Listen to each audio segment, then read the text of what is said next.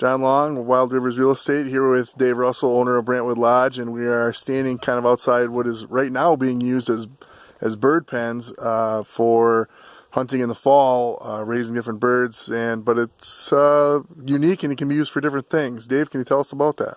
Yeah, we have a vintage 1955 Marshfield roll-a home, and what that is that's our storage facility. So we store everything that has to do with, deer, birds, bear, whatever, when it comes to feed and provisions.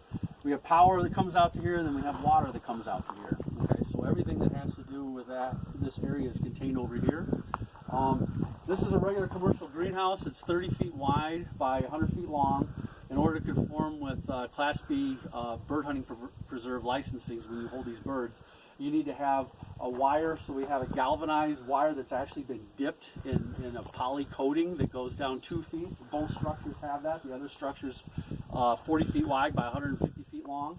In this particular pen, we hold quail. The other one we use for pheasants and chukar.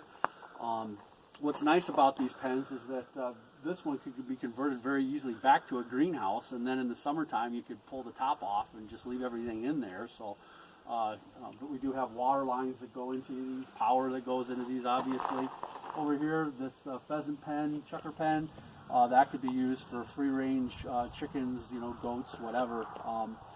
And you don't have to worry about predation from avian predators or from coyotes or fox or whatever, because there's no way for any predator to get inside of these pens at all. Very nice. And about how many birds have you, what's the capacity for these? Well, the capacity of the quail pen is about 800 birds, and then the capacity of the pheasant pen is 400. Oh, wow, fantastic.